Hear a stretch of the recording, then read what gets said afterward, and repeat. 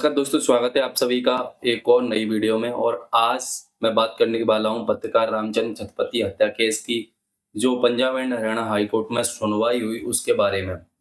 पिछले कुछ दिनों से मैं कहीं बाहर बिजी था, इसलिए मैं इस केस पर जो भी अपडेट हुई उसके बारे में वीडियो नहीं बना पाया। उसके लिए आप सभी से माफ़ी चाहूँगा।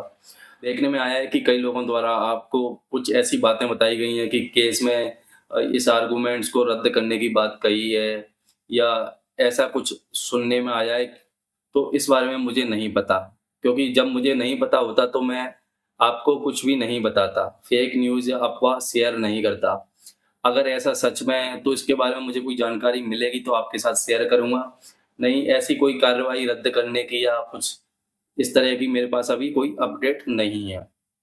दूसरी बात, आज बात करूँ आज किस टॉपिक पर बहस हुई, तो आज मुख्य तौर पर सीबीआई के वकील ने बहस शुरू की।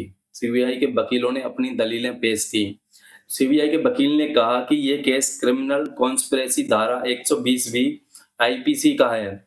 सीधा सबूत मिलना मुश्किल होता है, लेकिन यहाँ मुख्य गवाह खट्टा सिंह ने बयान दिया है। अब इसमें आपको बता दूं कि खट्टा सिंह का बयान, जो कि पिछले जो केस थे उसमें भी इसका बयान खारिज हुआ है, और इसके बयान के बारे में दुनिया जानती है। सबको पता है कि खट्टा सिंह बार-बार बयान बदलता है, बार-बार बयान पलटता है। खट्टा सिंह कभी एक जगह टिका ही नहीं। कभी आके कहता है कि नहीं, मुझे दबाव बनाकर बयान दिलाया गया। कभी कहता है कि नहीं, ये बयान गलत है।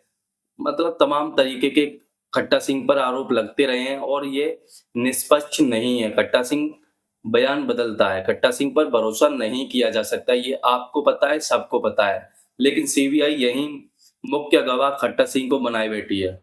दूसरी बात करूं, अपने वकील यानी बचाव पक्ष जो कि अपने वकील हैं, उन्होंने कहा कि साजिश की तारीख अलग-अलग लिखी गई है। कहीं 20 अक्टूबर, कहीं 24 अक्टूबर।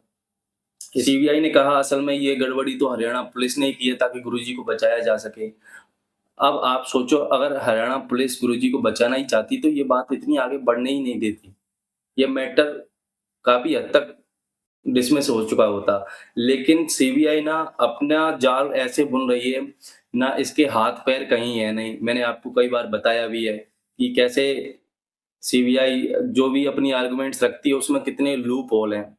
अब मैं बात करता हूँ आगे। अब यहाँ पर सीबीआई ने कहा कि बाद में खट्टा सिंह का बयान लिया गया 2007 में, तब सही तारीख साफ हुई है। खट्टा सिंह के बयान के बारे में तो मैं आपको बता ही चुका हूँ, आपको पता भी है। पिछले केस में भी इसका बयान खारिज हुआ है, इसका बयान मान्य नहीं है। इसके बाद अपने वकीलों ने भी दलील दी कि गुरुजी उस दिन जीरा नाम की जगह पर थे, यहाँ पर मौजूद थे ही नहीं। इसके बाद ये बहस आगे बढ़ी और सीबीआई वही पुरानी रटी-रटाई बातें, जो कि उन्होंने अपनी रिपोर्ट में लिख रखा है कि पिस्तौल के बारे में और वॉकी-टॉकी के बारे में, खट्टा सिंह के बयान के बारे में, वही पुरानी बातें जिसमें काफ़ी सारे लूप होल्स हैं। इसके बाद सीबीआई के वकील ने अपनी मुख्य दलीलें पेश की, वही अपनी पुरानी बनी-बनाई रिपोर्ट, जिसमें बताया गया कि वॉकी-टॉकी मिला और हथियार भी मैच हुआ, मौके पर आरोपी पकड़े गए। वही अपनी तमाम बनी-बनाई रिपोर्ट सीबीआई के वकील ने पेश की, जिस पर हमारे बचाव पक्ष के जो वकील थे उन्होंने कई बार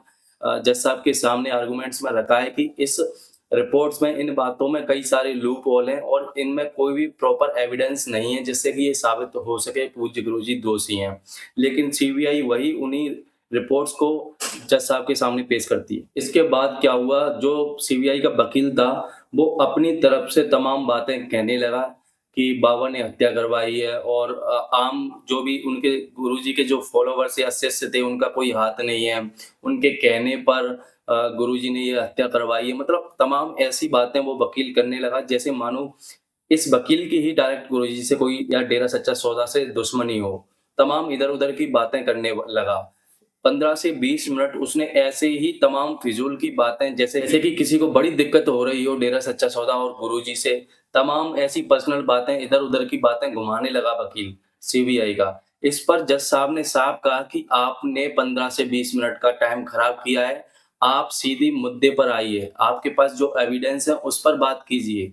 तब जाके वो वकील अपनी फिर उसी रिपोर्ट्स को जज साहब के सामने पेश करने लगा। इसके बाद जज साहब ने कहा कि आपने 15 से 20 मिनट टाइम खराब किया है और कल से आपकी आर्गुमेंट्स पूरी करने के लिए सिर्फ आपको हाफ एन हावर मिलेगा, वो आधा ही घंटा मिलेगा। आधे घंटे में आपको कंप्लीट करनी होगी। फिर वो वकील साहब बोलने लगे, नहीं मुझे सर 1 घंटा तो मिलना चाहिए। उसके बाद जज साहब ने क्लियर किया, नहीं आपको आधा ही घंटा मिलेगा, आपको आधे ही घंटे में ये सब क्लियर करना है। आप बहुत ही समय से यानी लंबी-चौड़ी बातों में बर्बाद कर रहे हो। कल आपको सिर्फ आधा घंटा ही मिलेगा। अंत में जज साहब ने कहा कि अगली सुनवाई कल होगी और कल जो भी अपडेट आता है वो आप सबके साथ शेयर कर